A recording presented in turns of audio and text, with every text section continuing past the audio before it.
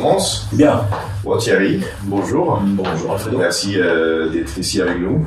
Avec plaisir. Esco Café, déjà, on est à 5 Esco Café Sainte-Catherine, 4e arrondissement de Paris. Donc aujourd'hui, on a la chance d'avoir avec nous Thierry, c'est le directeur du magazine Gourmet Cop. Donc voilà Thierry, merci beaucoup et merci déjà pour l'accueil, c'est pas commun, hein. D'habitude c'est moi qui procède aux interviews, alors on échange un petit peu les rôles, donc à ta disposition. Voilà, déjà tu connais comment c'est la procédure, donc la première question est la plus simple, ça sera parle-nous de toi, qui est Thierry, qui suis-je? Comme tu l'as dit en fait dans l'introduction, je suis le directeur et fondateur finalement du magazine, je préfère ça à la rigueur plutôt que directeur, mais le fondateur c'est bien.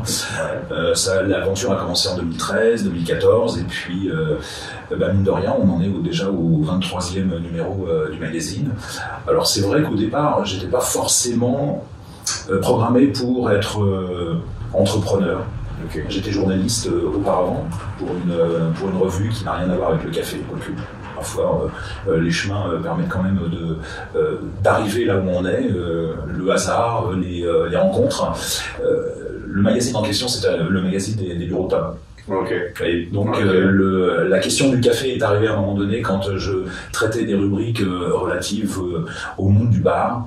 Et puis la question du café est arrivée quand j'ai dû couvrir certains événements, notamment l'interdiction de fumer dans les bars en 2007-2008. Et c'est là que s'est prononcée cette question, qu'est-ce que l'on fait du café, de la qualité du café dans les bars. Et donc, de fil en aiguille, j'ai commencé à travailler autour de cette question-là. Alors, on était bien entendu dans l'univers des brasseries, café à la française. Donc aucun lien avec l'univers du coffee shop ou du café de spécialité. Mais déjà, les grands torréfacteurs commençaient à s'intéresser à la formation. Donc j'ai suivi les formations de barista pour savoir en fait ce que l'on proposait aux patrons de bar pour essayer d'améliorer la qualité du café, histoire de contrebalancer un petit peu ce principe de perte de chiffre d'affaires que générait l'interdiction de fumer en fait dans ces établissements. Et donc, de fil en aiguille, je suis arrivé finalement à créer un magazine en 2013-2014 autour du café dédié à cet univers-là. Le café été, bien entendu. Et finalement, comment est-ce que tu as fait tu t'es dit, je m'élance. En fait, si tu veux, je fais un petit commentaire, mais là, c'est lancé déjà sur quelque chose qui n'est pas si répandu, qui n'est pas si connu. Le café, tout le monde le boit, mais il n'y a pas non plus une grande notoriété à l'époque. Oui, alors en fait, ce qui se passait, c'est que régulièrement, je travaillais mensuellement sur des sujets autour du café. Et à un moment donné, s'est posé la question, est-ce que je peux aller chercher de l'information sur cet univers-là? Et là, aucune presse. Rien du tout. Ni café, ni thé. Et c'est là que je me suis dit, il y a un manque, parce qu'il y a quand même autour il y avait une anomalie, parce que sur l'univers de la pomme de terre, juste cet univers-là, il y a 3 magazines existants sur le marché. Je me suis dit, il y a quand même un problème, si pour la pomme de terre, il y a 3 magazines, pourquoi il n'y en a aucun sur le café? Donc voilà, en fait, je me suis lancé comme ça. Donc finalement, tu as trouvé un océan bleu où il n'y avait pas de concurrent. Ouais, alors c'est vrai que j'ai dû créer le marché, finalement, à la fois le marché publicitaire et puis le lectorat, puisque, oui, c'est vrai, tu as raison, c'est quand même une boisson que l'on boit tous les jours, on est au contact permanent du café, et pourtant, pas d'information. Donc il a fallu effectivement creuser. Au début, je me suis dit, je vais tourner en rond, peut-être que je vais me heurter au manque d'informations. C'est aussi aller à la rencontre des professionnels pour savoir si eux étaient capables de m'alimenter déjà en information, c'était ça. Et puis après j'ai aussi consulté les gens de la profession, mais plutôt syndicale, tu vois. Et ce qui fait que j'ai commencé à faire ma propre étude de marché autour de cette question-là. Et puis c'est vrai que on m'a dit, mais est-ce que justement tu vas pas tourner en rond avec le café, ça va pas se répéter. Et puis finalement, plus tu rentres dans le domaine, plus il y en a. Et là, effectivement, c'est un océan de connaissances, de surprises, plein de choses. Bon, et là, pour développer, avant de nous plonger dans le monde du café, là, tu es journaliste, mais tu es aussi entrepreneur. Ouais. qu'est-ce qu'on peut parler, qu'est-ce qu'on peut donner comme conseil. D'abord, tous les entrepreneurs, parce que déjà on est 2 entrepreneurs ici, moi j'ai créé Sous Café aussi, et qu'est-ce qu'on peut donner comme conseil aux entrepreneurs, mais aussi aux entrepreneurs dans le journalisme. Alors aux entrepreneurs, alors on dit, alors cette question-là, c'est marrant parce que je l'ai posée à Tom, qui est, alors Tom c'est ce personnage qui est assez incroyable dans l'univers du café, qui a créé Alto Café. Okay. Et ce gars-là, quand je lui ai posé cette question-là, il m'a dit en fait, j'ai vraiment galéré et à chaque fois que j'ai fait une erreur, je l'ai reproduite 2 fois. Alors souvent on dit il faut pas reproduire ses erreurs. Bah lui en fait il a eu l'humilité et l'honnêteté de raconter que en fait les erreurs qu'il avait commises il les avait répétées.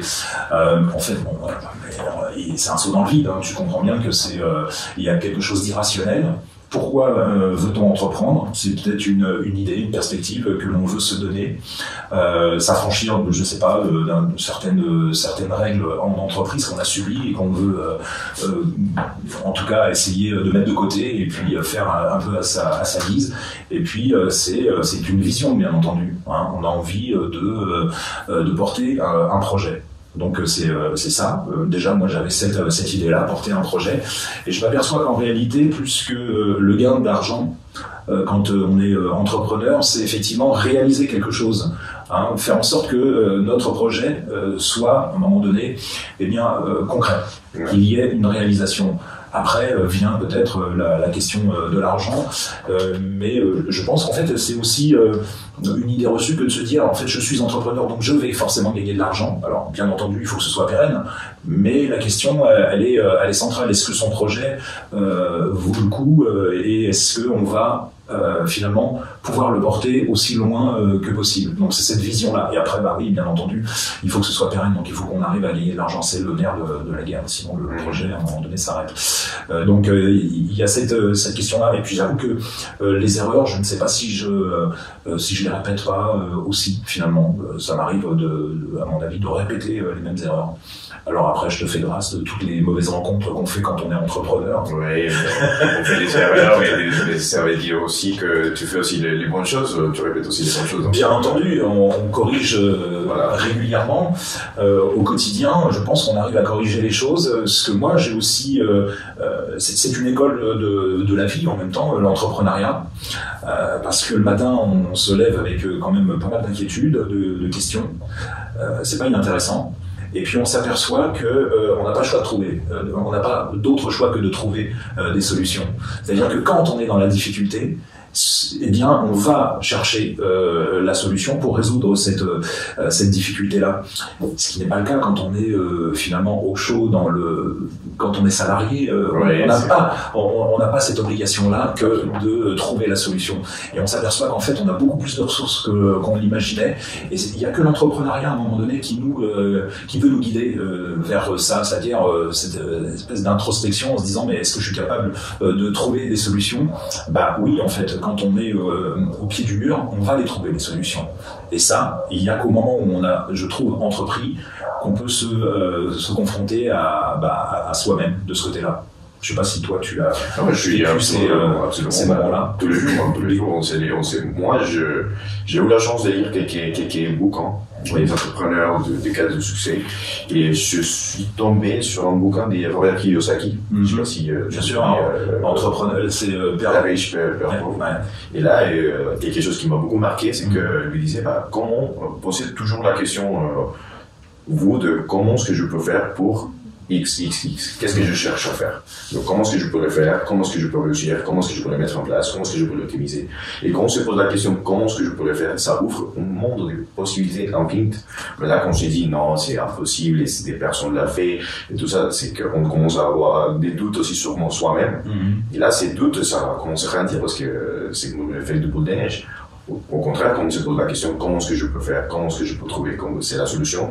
Et là, c'est quand on commence à envisager, ok, on peut faire comme ça, on peut faire comme ça, et après, comment est-ce que je peux les mettre en place, comment est-ce que je le fais. Et là, au fur et à mesure, qu'on fasse un petit 1% tous les jours, au fur et à mesure, ça fait l'effet je vois, rajouter en fait, tu vois. C'est la somme de tous les petits, tous les jours que tu as fait, comment je peux faire, comment je peux optimiser. Et là, à ce moment-là, c'est qu'on commence à avoir les petits résultats. Ou des grands résultats, au contraire.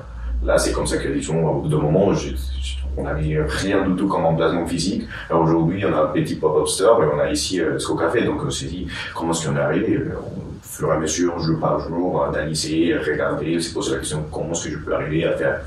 Évidemment, on est un peu de croissance, mais si tout se passe bien, évidemment, la réussite, c'est porter le bénéfice, comme tu as dit, c'est amener les gens dans les projets, que ce soit un véhicule de bonheur, quoi. Effectivement, moi je suis vraiment attaché à ça, c'est-à-dire une fois, quand j'ai rencontré mon associé, effectivement, la question c'était, à la rigueur, je me fous du reste, il faut que mon projet puisse vivre, ça m'intéresse, en fait. Ouais.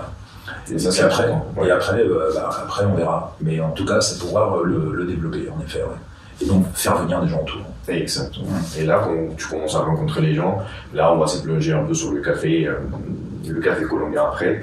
Mais dans l'histoire du café, c'était qui la personne qui t'a beaucoup marqué, qui t'a plus marqué dans tes débuts, peut-être? Ouais, je vois, ouais. J'ai quelqu'un de clairement identifié dans l'univers du café. Première rencontre marquante, forte. Un charisme invraisemblable, c'est Luigi Tomasini, c'était l'ancien directeur général de Gilly Café. Okay. Ouais. Et c'est cette première rencontre, avant toutes les autres, qui a été vraiment clé. C'est-à-dire que c'était vraiment ma première interview, puisque, bien entendu, je l'ai rencontré alors que j'étais journaliste pour le journal des buralistes. Et bien là, en fait, j'ai rencontré quelqu'un qui a transmis tout de suite, de manière spontanée, immédiate, sa passion pour le café. Et là, je me suis dit, il y a quelque chose de particulier avec le café, il faut creuser. C'est comme ça que c'est fait de la rencontre. Après, j'ai eu l'occasion de rencontrer quelqu'un qui, aujourd'hui, est toujours dans notre univers, c'est Michael Macaulay, chez Café Richard, avec qui j'ai écrit un bouquin, d'ailleurs. Ah, super. Et donc, on a effectivement des rencontres clés comme ça. Et c'est Michael qui, lui, par exemple, m'a amené à l'univers du café spécialité avec l'ASCA il y a quelques années. Et ça, ce sont des rencontres clés. Alors après, il y en a plein d'autres. Hein. En pays producteur, tu vois tout un tas de personnes aussi qui sont tellement attachantes. Parce qu'on s'aperçoit que c'est quand même de l'humain, hein, le café. Oui. Et il n'y a pas d'autre... je veux dire, tu peux tourner les choses dans tous les sens. Le produit, la qualité du produit, la tasse, machin... Bon... s'il n'y a pas l'humain et cette rencontre, je crois qu'il ne se passe pas grand-chose en fait. Ouais, on est bien d'accord. Et on partage sur tout le monde ça, le SCO Café. Quand on a créé SCO Café, c'était toujours l'expérience du café colombien. C'est une expérience, le produit, on peut le travailler, on peut l'améliorer. C'était toujours ça qu'on garde en tête. Et trouver des bons cafés, trouver la meilleure façon de produire, de préparer et tout, il est toujours là. Et si on n'arrive pas à créer les liens entre les gens et créer une espèce de cercle de partage, de connaissances, d'expérience et tout, à la fin, c'est juste un commodity, c'est juste comme le charbon, c'est comme n'importe quel autre produit qui est dans la terre. Ouais. Donc là, c'est d'abord l'humain et après, on travaille tout ce qui est produit. D'accord, la rencontre. Et alors, j'ai pas répondu à la deuxième partie de la question, c'est-à-dire être entrepreneur dans le monde finalement du journalisme. Parce que c'est ça aussi. Ah oui, ça c'est une question que je pense que tout le monde attend là. Tout le monde attend. Là, c'est très très intéressant. On passe de l'autre côté. Hein. Donc, on est journaliste et ensuite se produit effectivement ce saut dans le vide. Alors là où c'est intéressant, c'est qu'on est confronté effectivement à quelque chose qui est très très similaire, enfin en tout cas que j'associe au monde du café, le côté artisanal. C'est-à-dire que tout d'un coup, en fait, on essaye d'agréger différents métiers autour du projet. Donc, on va éditer un magazine. Donc, il faut effectivement apporter, bien entendu, des fonds. L'idée, c'est que on travaille en local, bien entendu. C'est-à-dire des journalistes qui vont intervenir, photographes, graphistes. Et en fait, c'est tout un écosystème local. Hein, je fais travailler des journalistes qui sont en France pour ça. Donc, les coûts sont importants. Et j'insiste là-dessus, c'est que souvent, on oppose le magazine Gourmet Cup français à d'autres revues à l'étranger qui ont beaucoup plus la cote, je le sais. Le problème, c'est qu'on est face à des modèles économiques qui sont totalement différents parce que les coûts de production sont totalement opposés. Donc, j'insiste là-dessus sur le fait qu'on fait travailler un écosystème français, artisanal, puisque en fait c'est un graphiste, c'est un photographe, un journaliste, etc. Et bien en fait tout ça, ça a de l'importance. Donc ça crée de la valeur, ça crée des liens. Et il y a des métiers que l'on continue de faire vivre grâce aussi à un magazine, alors aussi modeste soit-il, hein, mais ça a son importance en fait. J'insiste là vraiment là-dessus. Et je l'associe vraiment, en tout cas, il y a un cousinage avec l'univers du café, tous ces métiers de la filière artisanaux hein, finalement, qui permettent de créer au final un produit vers lequel on est tous dirigés, en tout cas vers lequel on est guidé. Hein, Et donc ça c'est important. C'est une difficulté permanente que d'être effectivement à la recherche du bon modèle économique sur une revue, sachant que la presse en général ne se porte pas bien. Donc on est en permanence à la recherche de lieux de distribution aussi pour être le plus visible possible. Et ça c'est vraiment important. Donc on essaye effectivement d'être le plus transparent possible par rapport à ça, c'est-à-dire vraiment promouvoir les métiers qui sont rattachés à l'univers du journalisme. C'est ça, très important, je trouve. Que n'oublie pas les gens qu'on peut donner la main à côté et pas chercher non plus des mains d'œuvre la moins chère possible et qui n'a aucun impact ici et qu'on puisse trouver un balance, un équilibre entre mais donner l'opportunité des gens ici pour bénéficier des gens là-bas et mettre chacun dans son métier. Ça, c'est très important. Bien sûr. Trouver la bonne place pour chaque personne et soutenir autant que possible, c'est un des métiers d'un entrepreneur. Oui, bien sûr. On doit optimiser, bien entendu. On n'est pas là pour dépenser comme ça à travers. Mais il y a cette notion-là, effectivement. En fait, on s'aperçoit qu'une fois que le journaliste a créé, eh bien, en fait, il va confier, comme le producteur, il va confier son travail au graphiste. Et c'est pareil quand le producteur confie son café vert à l'importateur, qui à un moment donné va le transmettre aussi au torréfacteur. Tu vois la chaîne un peu de transmission qui se met en place avec le café. Et bien là c'est pareil avec ce journalisme-là. Alors journalisme dans le café, en plus c'est totalement connecté pour le coup. Donc il y a vraiment du sens et je trouve il y a un vrai cousinage que j'essaye de mettre en avant parfois dans des éditos. Bon, t'embauches aussi des journalistes. Oui. Alors, oui, il y a des personnes toujours en freelance. Hein, c'est aussi la difficulté de pouvoir embaucher tout en optimisant et on n'a pas forcément un volant de business qui nous permet d'embaucher en permanence des gens. Donc, mais ce sont effectivement des journalistes freelance qui vont à un moment donné intervenir, graphistes aussi, mais comme c'est un trimestriel, le magazine, eh bien on est sur effectivement je vais pas dire du ponctuel, mais enfin on est quasiment sur du CDI intermittent en fait, avec des périodes où certains prestataires ne travaillent pas pour nous, c'est sûr. Après voilà. L'idée c'est de trouver le bon. Oui, bien sûr. Le bon l'équilibre aussi pour que ça tient pour eux, ça tient pour toi, pour ce que tu veux. Et ok, écoute, super. Et normalement, dans tous les développements des Go.com, comment est-ce que tu as fait normalement l'interaction de la partie physique avec le côté digital? Alors là, ça c'est la grande tarte à la crème. C'est-à-dire que c'est toujours un modèle qu'on essaye de trouver. Mais je suis pas le seul dans le monde de la presse. Je suis pas le seul. Alors, les questions se posent. Qu'est-ce que l'on doit faire? Est-ce que l'on doit miser sur les réseaux sociaux? Est-ce qu'on doit miser sur un site façon blog, etc. Alors des blogs, il y en a il y en a pléthore, et donc il y a de quoi faire, et je sais pas ce que je pourrais apporter de plus, moi, avec un Gourmet Cup façon blog. Donc l'idée, c'est de trouver une autre solution, que j'ai pas encore, en fait, à ma disposition, j'avoue. Il y a des choses sur, effectivement, peut-être de l'audio, etc., à développer, sous forme de podcast, pourquoi pas, et créer, effectivement, du contenu de ce type-là. Donc avoir une plateforme plutôt d'échange, de contenu, etc., plus que finalement de la reprise d'articles que l'on pourrait finalement, dans la reprise d'articles du magazine physique, que l'on pourrait retrouver sur le digital. Donc ça c'est toujours finalement en réflexion, et le pire c'est que ça dure depuis des années, quoi. De toute façon, la meilleure façon de débloquer, c'est tu essaies, quoi. Moi je pense que de toute façon la question blog, Tu sais, moi, on démarre chez Esco Café, la création d'un blog, écrit aussi, le podcast et tout. Et après, on s'est rendu compte que peut-être qu'il y a 10 000 personnes qui font la même chose sur le podcast et tout. Mais après, il y a une audience pour chaque type de thématique de contenu. Ouais. Donc là, tu développes ton contenu, comment au début pour comme les copes, et après, l'audience, elle va commencer à s'ajuster, à te suivre et tout. Ouais. Alors après, côté audience, effectivement, on s'est retrouvé blacklisté par Instagram. Je ne savais pas qu'on avait un contenu totalement subversif parce que le compte Gourmet Cup a été squeezé par Instagram. Problématique, effectivement. On avait une petite communauté raisonnable ou modeste, on va dire, mais ça nous a obligés à recommencer depuis zéro, en fait. Ah, ok. Voilà, donc là...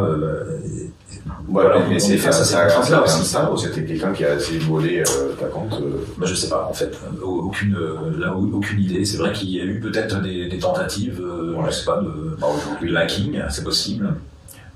Mais en fait, on n'a pas le fin mot de l'histoire, donc voilà, le compte supprimé et retour à la case départ. Bon, ça fait partie du jeu. Ça fait partie du côté oui, c'est toujours cette question-là. Qu'est-ce que l'on fait Est-ce qu'on attend qu'ils rétablissent le truc? Mais en fait, non, puisque ça fait des semaines, maintenant ça va faire 2 mois que le compte a disparu. Donc on ne peut pas attendre comme ça éternellement. On s'aperçoit qu'il y a une nécessité d'être présent sur les réseaux sociaux quand même.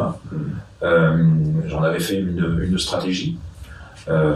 Donc voilà, on continue comme ça. Après, il y a cette question aussi de développer une newsletter B2B aussi, avec une approche bien différente aussi de ce que l'on trouve en newsletter classique. L'idée, ce serait de donner des informations clés à partir de chiffres où les décideurs, puisque ce serait la cible, les décideurs vont pouvoir accéder en très peu de temps à l'essentiel des informations de la filière. Et là, tu parles B2B, B2C. Et là, une question que je pense que tu pourras nous donner plus de réponses, c'est normalement comment est-ce qu'on arrive avec le côté B2B, disons la restauration, tout, à garder cette notion de traçabilité et la personne qui a produit le café dans le B2B jusqu'à la fin de la tasse, disons. Parce que là, je trouve que c'est difficile pour un restaurateur venir parler avec les gens, expliquer tout ça bien, les équipes producteurs et tout. Ouais. Et très très difficile. Je crois d'ailleurs que c'est encore, malgré tout, je pense que ça fait partie de son métier, mais le restaurateur considère le café comme peut-être quelque chose d'accessoire, alors que ça n'est pas, puisque par définition le café arrive avant l'addition. Ouais. Tout le monde sait que si le café est mauvais, on va s'en souvenir, considérant que l'addition a été salée, quoi. Ouais. Oui, c'est un vrai souci. On essaye, bien entendu, d'apporter de l'information. Par quel biais toucher les restaurateurs pour les sensibiliser? La presse, à mon avis, ne suffit pas. Je pense qu'il faut effectivement aller plus vers eux. Alors, on parle des grands restaurateurs, en fait, là, pour le coup, eux sont quand même sensibilisés à la question du producteur, sa démarche, le lien, la rencontre avec le producteur.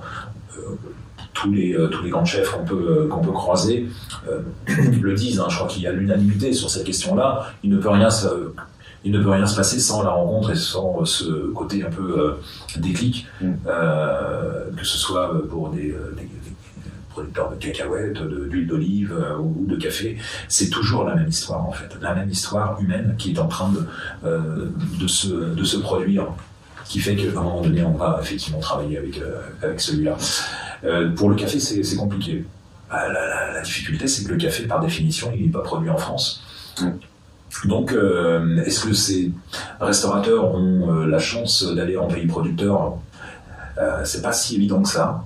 Je sais qu'ils aimeraient bien, puisque ça nous arrive de discuter avec eux, et ils sont effectivement demandeurs, pourquoi pas, travailler sur une question beaucoup plus précise, c'est-à-dire développer du tourisme avec des professionnels, les emmener beaucoup plus souvent en pays producteur.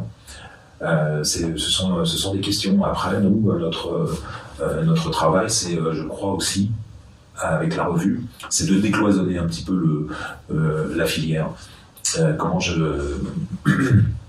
comment je peux expliquer ça, décloisonné, c'est-à-dire qu'en fait, mon magazine, il est volontairement non ciblé, c'est-à-dire ni B2B, ni B2C, en fait.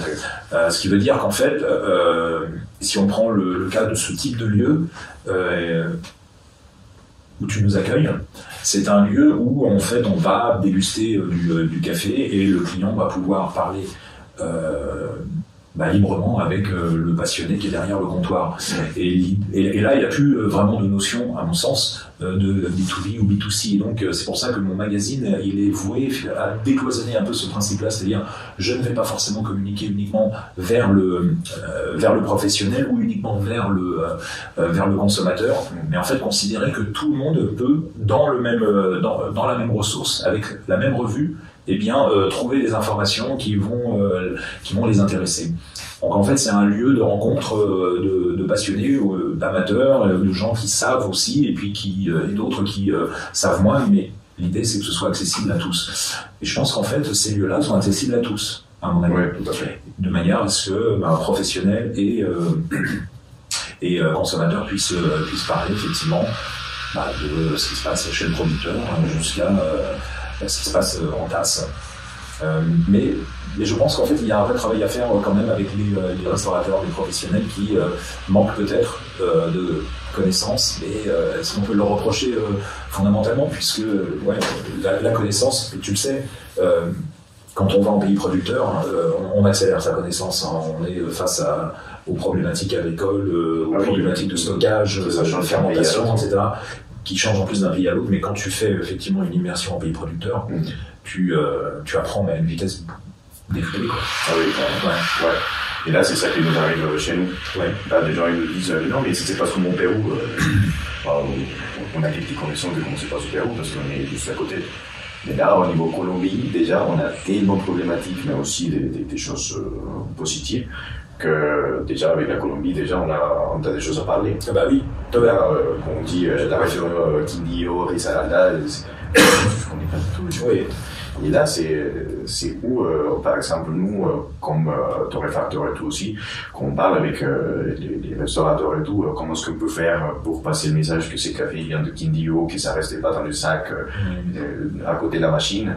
Et là, on se pose pas mal de questions, comment faire pour vraiment transmettre ça. Et on a déjà des briques qui soutiennent au niveau digital, mais ça reste court, quoi. Ouais. Alors, tu vois, en fait, il y a quand même quelque chose qui est intéressant dans le décloisonnement dont je parlais. Ça me revient en échangeant avec toi, là. On a des partenaires comme des structures qui font du traitement d'eau. Je pense à, je sais pas si on peut les citer, mais par exemple Brita, par exemple, qui typiquement, au tout début, quand on a fait connaissance, était dans une démarche très B2B. De communication, etc. Et donc, en fait, ils ont compris avec le magazine qu'il fallait décloisonner toute la connaissance qu'ils vont transmettre à leurs clients, finalement, est valable aussi pour le grand public, donc le lecteur. Et là, on s'aperçoit qu'il y a un vrai cercle vertueux de transmission de la connaissance entre celui qui est à l'origine, qui a la connaissance, et puis celui qui, à un moment donné, va la recevoir. Et donc, on s'aperçoit que là, tout le monde en profite. Aussi bien le professionnel derrière son comptoir que et ça, vraiment, typiquement, c'est quelque chose dont je suis super content parce qu'ils ont pris ça vraiment avec intérêt, ils ont compris la démarche et ils sont entrés dans le train pour accompagner ce type de message. Et je trouve que là, pour le coup, c'est un exemple super important. Oui, je pense que on peut le reproduire avec plein d'autres choses. Le problème, c'est aussi au niveau de timing. Par exemple, dans un restaurant, que tu as besoin aussi de faire tourner tes tables, prendre 5, 10, 15 minutes pour expliquer à la personne que le café, il a besoin de certains types de qualité d'eau, et certains types de mouture, tout ça. Ça ralentit l'activité de restaurant. C'est vrai. Donc là, disons qu'il y a des emplacements comme le nôtre où c'est notre métier C'est vraiment on passe le temps à expliquer les gens et tout ça. Je me suis rendu compte, Thierry, que les gens appréciaient vraiment cette présentation. C'est incroyable. Les gens qui ne savaient même pas, c'était l'autre jour que un monsieur qui rentrait, commandait un café, et j'étais en train d'expliquer que le café venait d'une service et tout. Et là, le monsieur me dit, vous m'avez appris quelque chose aujourd'hui. C'était quoi? Que c'était une service à la base. Et là, je me suis dit, c'est ça que vraiment on fait un impact, que les gens commencent à s'intéresser vraiment, c'est quand on passe du temps. Donc soutenir tous les coffee shops et tout, c'est vraiment quelque chose qui ça doit être en priorité en fait, pour que autant toi et tous on aille aussi le lieu d'échange et aussi pour rassembler les gens et se dire aujourd'hui chez So Café j'ai fait une immersion sur le café colombien et après chacun il a sa particularité. Là moi je préfère rester dans la Colombie parce que pour moi c'est déjà ma passion en fait, mais évidemment, chacun il a sa particularité et qu'il puisse exploiter ça, mais toujours orienter ça vers la partage des connaissances. C'est le plus important. Après, ça commence à évoluer de différentes façons. Je crois, comme tu as dit, le B2B, le B2C, le B2B2C, qui ça commence à s'intéresser aussi. J'ai quelques clients qui sont des cavistes et tout, et ils me disent, écoute-moi, on fait une dégustation de champagne tel jour, ce qui s'intéresse, si on fait aussi une dégustation café, un peu, soit avant, soit après, mais qu'on puisse aussi parler de comment est-ce que le café il est si complexe et tout. Oui, bien sûr. Là, c'est incroyable. Oui, et les ponts entre les différents univers, là, tu parles effectivement de champagne, mais on s'aperçoit qu'il y a des possibilités aussi avec des univers de gastronomie, apparemment des territoires totalement inconnus pour le café. Et en fait, on s'aperçoit qu'il y a des choses invraisemblables à découvrir et à faire qui ne sont pas évidentes au départ et qui, à un moment donné, créent l'étincelle, en fait. Oui, c'est ça, absolument. Bon, et alors, dis-nous, c'est quoi ton expérience avec le café colombien? Mon expérience avec le café colombien, c'est, sans flagornerie, c'est Esco Café, déjà, aussi, bien entendu, qui m'a... En fait, il y avait déjà une sympathie pour le café colombien. C'est parce que je regardais le Tour de France et que on avait le droit au café colombien, sponsor du Tour de France. Ça c'est plutôt vieux. Donc il y avait une vraie déjà. Il y avait un sens de la communication, mais c'est rentré, tu vois. Petit à petit, c'est rentré. Et puis après, oui, effectivement, il y a le café colombien que j'ai appris à déguster, effectivement, grâce à toi, ouais. Et puis, mais je me rendais pas compte, en fait, c'est qu'après, en réfléchissant, je me suis aperçu que je connaissais aussi du monde là-bas, à Ibagué. Ah, carrément, ouais, c'est le Tolima, ouais. Voilà, c'est ça. Et donc, je me suis aperçu que j'avais beaucoup plus de liens que je l'imaginais avec le café colombien. Voilà, si bien que, a priori, en 2022, je vais enfin aller en Colombie. Alors, c'est vrai qu'en plus, c'est une destination café. Je crois que c'est le pays numéro 1 producteur d'Arabica, je crois. Me semble-t-il. Moi, je suis complètement sûr, sans avoir les chiffres exacts ici, mais comme en expliquant normalement la géographie colombienne, je me suis rendu compte qu'en fait, il n'y a pas un autre pays comme la Colombie avec autant de territoires de montagnes pour la production de café. Tout le pays, on a une chaîne de montagnes qui se divise en trois, et ça fait que presque tout le territoire soit prêt pour la production de café. On a du sud de la Réunion jusqu'à Magdalena, la Sierra Nevada. Oui, c'est ce qu'on appelle un puissant fond, en fait.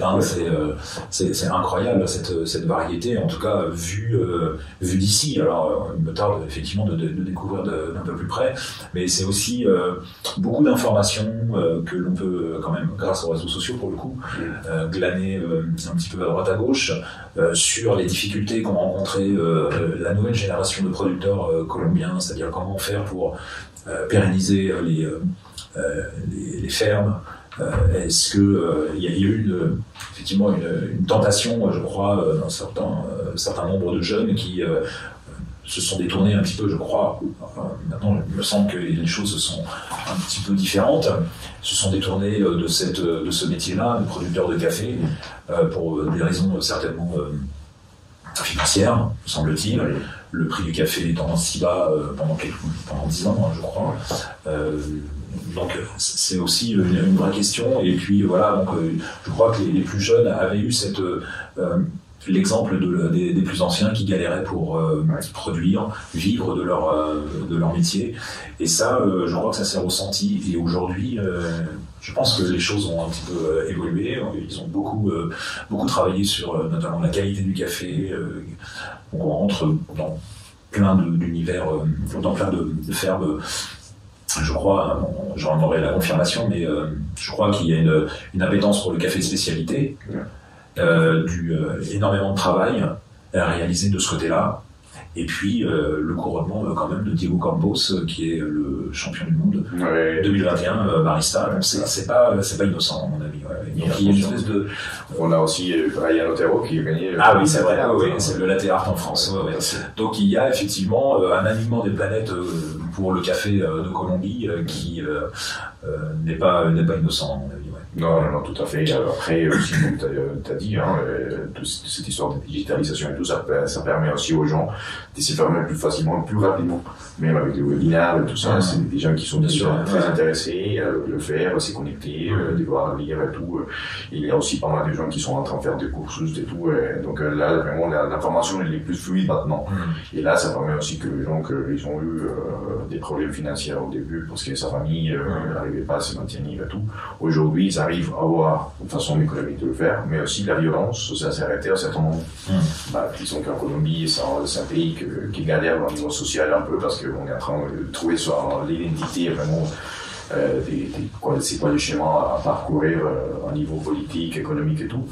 Mais disons que la passion pour la nature, pour les produits agricoles, pour le café déjà, que c'est vraiment notre produit et qu'on n'arrive pas vraiment à communiquer sur le produit. Donc aujourd'hui, on arrive à communiquer, on arrive à mettre en valeur notre compétence, notre savoir-faire. Bien sûr. Et là, ça commence à donner plus de confiance aux gens de se lancer.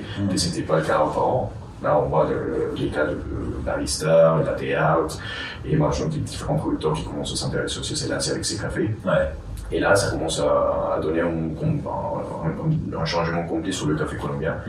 Et c'est ça qu'on veut vraiment jouer avec toi et différentes parties de ce monde de café de spécialité, partager avec les gens et voir comment ce que vous pouvez faire pour que vous soyez plus intéressés aussi pour le café colombien, mais aussi de la façon de comment chaque personne, chaque producteur, y arrive à produire un très bon café.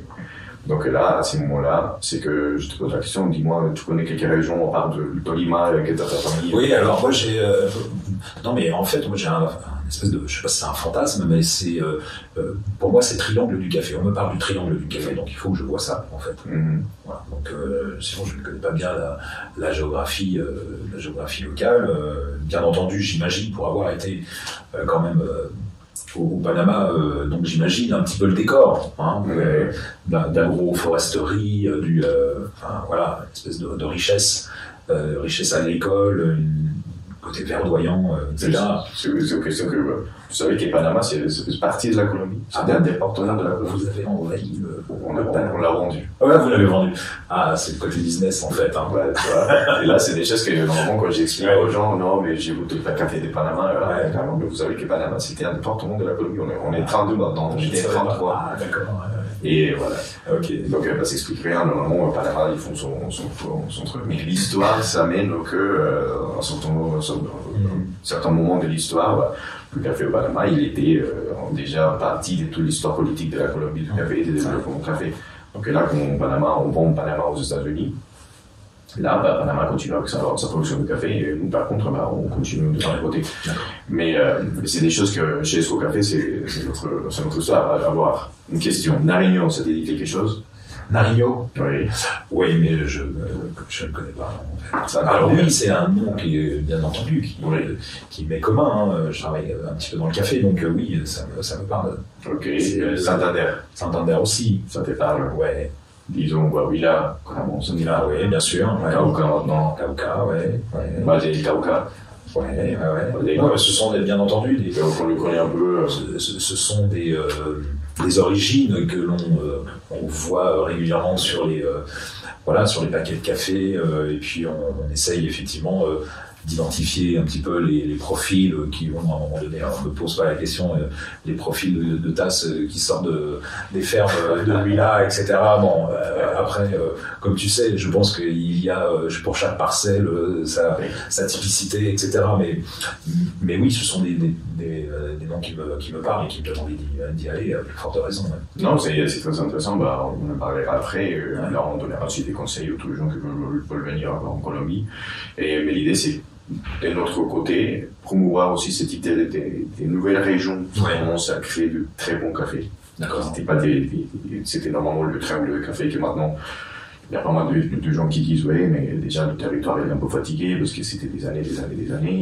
Au bout d'un moment, c'était aussi des produits chimiques qu'ils ont mis. Donc, mais non, c'est pas le cas. C'est une région que la nature elle permet la production de café sans cesse en fait. Mais ça donnait aussi envie de toutes les autres régions de s'y mettre et apprendre de tout ce qui s'est développé dans le triangle de café. Donc là maintenant en Colombie, tu vois, on partage des informations qui commencent à toucher tout le territoire et à partir de là, on peut parler d'une façon de produire, sinon la typicité du territoire, si c'est volcanique, si c'est plutôt désertique, des montagnes, et là ça change un peu le produit. Il y a une diversité invraisemblable. Ouais. C'est exactement ça qu'on s'est dit, non mais personne parle de ça. C'était que la Colombie est la montagne, mais non, mais il y a des terroirs de montagne, ils ont aussi des volcans à côté. Cauca, Nariño et tout, c'est volcans, montagnes, c'est des paysages incroyables. Donc là, si tu es en Colombie, j'espère en profiter pleinement, bien entendu, ouais. Absolument. Ouais. Avec de la nourriture et à la fin, que tu profites d'un bon café. Ah bah oui. Oui, et puis ce sera forcément des rencontres particulières, donc ça c'est aussi important. J'imagine que le sens de l'accueil des fermiers colombiens, on le retrouve comme ça a été le cas, je sais pas, en Éthiopie, même au Panama, etc. Tu vois, en fait, il y a vraiment une ouverture importante. C'est-à-dire, on aime bien accueillir quand même les gens. On fait avec ce que l'on a pour accueillir, mais on le voit, en fait, il y a une véritable envie de montrer ce que l'on fait. Ouais. Et après, disons qu'on commence à poser les dernières questions. Et qu'est-ce que tu en penses de normalement la position du producteur, que normalement il est vu comme la personne plus faible de toute la chaîne, qu'il faut montrer la photo d'un producteur, qu'il est toujours sale, un peu en côté. En fait, souvent on montre les mains, effectivement. Alors, est-ce que ce sont les mains du producteur? Est-ce que ce sont les mains des ouvriers? Souvent, sur les photos, on voit effectivement cette main qui a travaillé le produit agricole, qui l'a cueilli, trié, on voit ça souvent, trier les cerises de café. Et souvent, ces mains-là sont sales, effectivement. Alors, je te cache pas que visuellement, c'est imbattable. Tu peux faire la couverture d'un journal avec ça, c'est extrêmement fort. Maintenant que l'on se serve effectivement de l'image du producteur sale pour véhiculer un message qui serait celui de la pauvreté, celui de, effectivement, peut-être d'une certaine faiblesse. Est-ce que c'est peut-être le message un peu condescendant qu'on pourrait porter? C'est à voir. Moi, j'ai vu des producteurs, finalement, très propres, sans aucun problème, d'une dignité invraisemblable, avec une réflexion d'ingénieurs et des entrepreneurs. Alors, mais il y a effectivement, je pense, dans toute cette filière-là, il y a des producteurs qui ont beaucoup de difficultés, qui travaillent avec très très peu de moyens. On voit, par exemple, autre contexte, en Éthiopie, effectivement, c'est très très très peu de moyens. Les ouvriers marchent quasiment pieds nus, etc. Donc on a, avec ces rencontres-là, on a différents portraits, bien entendu. Mais ce sont des entrepreneurs pour beaucoup. Ouais. Ce sont des entrepreneurs, il n'y a pas de condescendance à avoir par rapport à ça. Je crois qu'il faut peut-être rétablir un petit peu la situation. Ils ont l'obligation de nourrir les ouvriers, parce que souvent c'est ce qui se passe. Ils accueillent les ouvriers pendant la période, non pas des vendanges, mais des récoltes. Ouais. Il faut les accueillir, il faut pouvoir les loger, etc., les payer. Et l'autre difficulté si je prends l'exemple du Panama, difficulté rencontrée par les producteurs, c'est de veiller à ce que les ouvriers n'aillent pas dépenser leur argent, parce qu'on les paye à la semaine. En tout cas, c'est le cas au Panama. Je ne sais pas comment c'est pratiqué en Colombie, mais ils vont dépenser leur argent en alcool, mais tout l'argent de la semaine en alcool pendant toute la période des récoltes. Donc ils sont obligés de prendre leur pick-up, de descendre à la ville la plus proche pour aller faire le tour des bars lorsque pour aller chercher les ouvriers qui se seraient évadés pour aller dépenser leur argent en alcool. Problème. Donc ça arrive un peu je ne sais pas si ça répond à la question, mais en tout cas, ce sont des gens qui, effectivement, ont le sens des responsabilités. Il n'y a pas ce côté misérable non plus, etc. Bah oui, en fait, ce sont aussi des gens qui travaillent, bien entendu, la terre. On ne travaille pas dans les bureaux, même si ils ont une partie bureau pour un certain nombre. Moi, je remarque aussi l'excellent niveau d'anglais que bon nombre de producteurs ont. Incroyable. Incroyable. Moi, j'ai honte d'ailleurs parfois de parler anglais avec eux. C'est pas possible. Qu'est-ce que c'est que cette histoire? Tu sais que c'est ce que tu viens de dire, c'est quelque chose qui est très marqué, mais aussi quelque chose que je pense qu'on oublie normalement, c'est aussi le fait que travailler dans la nature, c'est le rêve de tout le monde. Oui. Si tu me poses la question entre choisir un bureau et sortir travailler avec la nature et tout, je te dis 10 000 fois la même chose, je pars dans la nature.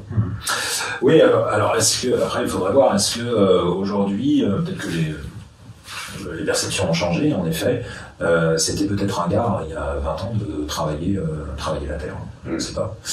Et aujourd'hui, non. Je pense, aujourd'hui, non. Et quand on regarde effectivement le travail que font les producteurs de café, mais alors Colombie, Pérou, etc., enfin bon, j'imagine tout un tas de producteurs qui sont dans les mêmes conditions de travail, enfin c'est invraisemblable, l'attention qu'ils portent à leur terre, la connaissance qu'ils ont, c'est ça, on peut dire ce que l'on veut, mais ils ont une connaissance climatique, ils ont une connaissance agronomique, et ils savent comment procéder, et je pense que c'est quand même vraiment pas simple de faire, évidemment aussi face au dérèglement climatique, tout un tas de questions qui, à mon avis, fragilisent aussi leur prise de décision. Ce sont des entrepreneurs, Ah oui, c'est des gens qui sont toujours là en train de s'ébattre aussi pour le changement climatique, t'as vu au Brésil, les conditions de production qui se sont tendues à cause des conditions climatiques, et que le prix qu'ils ont monté énormément, qu'après ils se sont dit est-ce qu'on continue avec le café spécialité ou est-ce qu'on fait l'equal stream, parce que déjà le prix est plus intéressant, il faut dépenser moins de temps que pour produire du café spécialité. Et c'est des gens qui se disent non, on continue parce que c'est là qu'à la fin, c'est vraiment la valeur ajoutée. Donc, est-ce qu'à la fin, c'est ça la question, c'est possible, Thierry. Est-ce que tu penses que le café spécialité, il est bien apprécié pour le public? Est-ce que c'est une mode? Est-ce que c'est quelque chose qui va rester pérenne dans... Ouais, je pense que c'est parti pour. Alors, on est sur encore un segment de marché très faible encore, très étroit, on doit être à quoi, 5-6% de la consommation mondiale à peu près. Mais on s'aperçoit que là, en fait, tout ce qui se passe dans l'univers du café spécialité, donc avec la qualité des produits, avec l'ensemble de la filière aussi, les accessoires, les équipements, les machines à café, tout ça, en fait, c'est un peu la Formule 1 du café, c'est-à-dire qu'à un moment donné, toutes ces innovations, cette recherche, ce développement, que chacun arrive à faire dans son coin, en tout cas ça va diffuser petit à petit au sein de la population, en fait, du consommateur jusqu'au bout. Petit à petit on y arrive, et je pense qu'en fait le succès d'entreprises fabricant de machines comme DeLonghi par exemple, et c'est pas les seuls, donc ce succès-là, avec parfois des croissances invraisemblables, en fait, ça accompagne effectivement cette poussée du café spécialité. Peut-être que pour l'instant, les gens se dirigent vers le grain, sans forcément penser café de spécialité, mais au moins grain, parce que se disant qu'avec le grain, ils vont avoir accès à de la qualité, ce qui n'est pas faux, parce qu'ils peuvent d'ores et déjà aller voir un torréfacteur pas loin de chez eux, et ils vont accéder à du café, même pas très cher, à 5-6 euros. Ils vont déjà pouvoir trouver effectivement du café, pas forcément de spécialité, mais au moins du café artisanal. Et petit à petit, ils vont y arriver. Donc en fait, je pense que c'est pérenne. C'est pas un effet de mode. Alors après, l'effet de mode, il est côté barista, avec tout. Voilà, tout ce barnum un peu de communication. Bon, il faut peut-être relativiser par rapport à ça. Mais je pense que oui, le café de spécialité a de bonnes chances d'évoluer, en tout cas de manière pérenne. Ouais. Bon, oui, on peut continuer. Hein. Oui, on va continuer. Parce que de toute façon, il y a une vision aussi de tous des gens comme toi, comme moi, on est sur le monde du café spécialité, que soit la qualité aussi et toujours faire de ces produits quelque chose de plus ou moins, mais aussi de meilleure qualité et apprécier un bon café. Et comme on apprécie un bon vin, un bon champagne, un bon cognac, avoir un bon café en tasse, c'est toujours aussi maintenant, aujourd'hui, je te dis, c'est très apprécié. Les gens qui viennent ici, on leur explique normalement l'origine, les notes, tout ce qu'ils vont essayer de sentir. C'est des gens qui se disent, je n'ai pas de palais. Sachant que chacun son palais il est différent, mais déjà qu'il essaie de trouver les notes et tout, ça commence à porter l'intérêt. Et voilà. Je pense que c'est l'opportunité de continuer à jouer le jeu. Et puis je pense qu'en fait, le public n'a pas non plus besoin forcément d'être ultra spécialisé. Il y en a qui aiment bien le vin. Moi, je suis incapable de choisir un vin, par exemple. Bon, en fait, c'est pas grave. Hein, j'arrive quand même à en boire du bon. Et je m'appuie sur des gens parfois autour de moi qui savent et qui me disent tiens, en fait, on va prendre ça. C'est pareil pour le café. En fait, c'est pas parce qu'on ne connaît pas qu'on est forcément en dehors du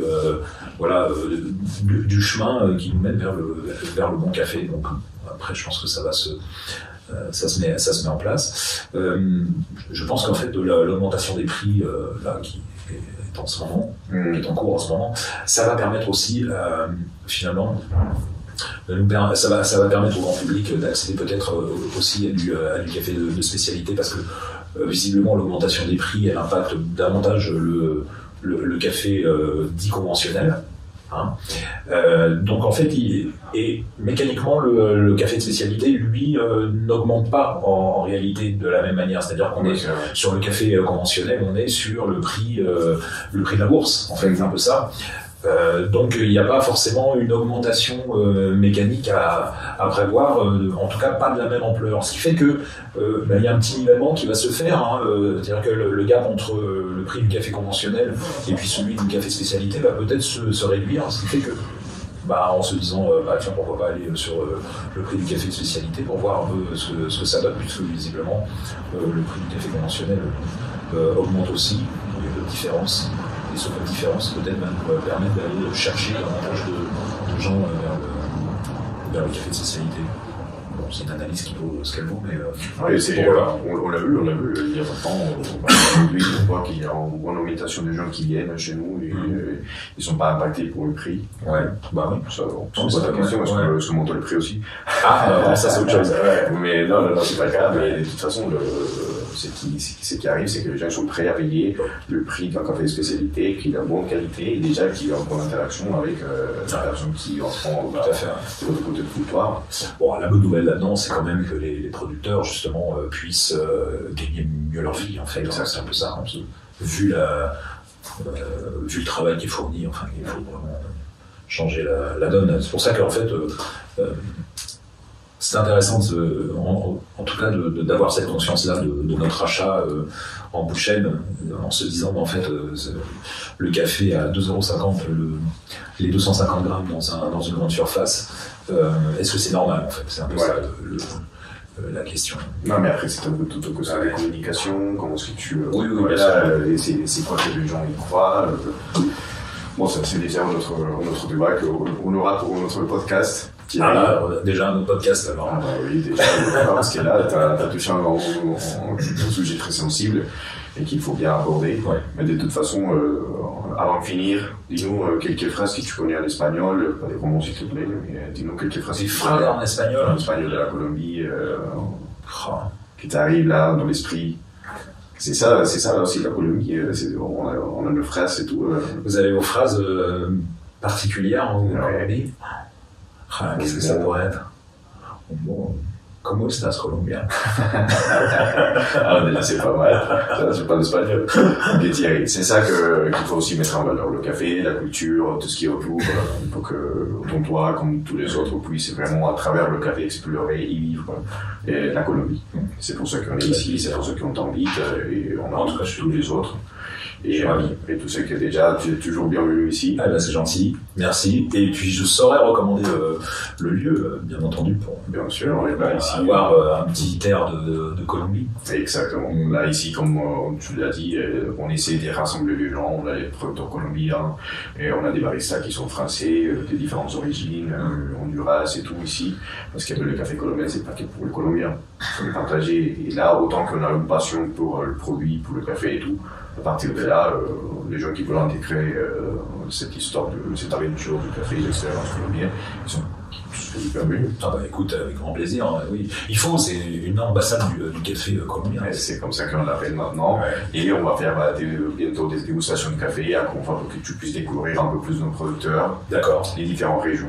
Pourquoi ça change d'un côté à l'autre. Ça, c'est un bon programme. C'est qu'en 2022 que tu pars en Colombie. Ah oui, déjà, que je sois prêt. Ouais. Déjà, tu sais. Il faut que j'apprenne plus de mots. Ah bah, ça c'est sûr. Parce que là, pour y aller là-bas, déjà, ça suffira pas. Ah, non. Plus parce que chaque région, ça change. Dans le nord, c'est une revue, dans le sud du nord. Donc là, t'inquiète, ici, on fait la formation café et aussi à niveau de ouais, exactement. Que tu sois prêt. Je serai prêt. Bah écoute, Thierry, merci. En tout cas, merci pour le temps, pour la connaissance, pour toutes ces informations que tu as partagées avec nous, que c'est vraiment précieux et précieuse. Et voilà, et bah écoute, on fait peut-être un deuxième podcast d'ici quand tu rentres encore de la Colombie. Avec grand plaisir. Exactement, je serai tout frais avec plein d'informations, certainement plein d'images en plus. Exactement. Ouais. Ah, c'est top. Là, d'ici là, je veux pas cliquer ces images que tu nous dises exactement qu'est-ce que tu as vu et qu'est-ce que tu peux s'identifier. Ok, ça marche. Thierry, merci beaucoup. Avec grand plaisir. Merci. Prends soin de toi et aussi prochaine édition des podcasts sur Café. Parfait, merci.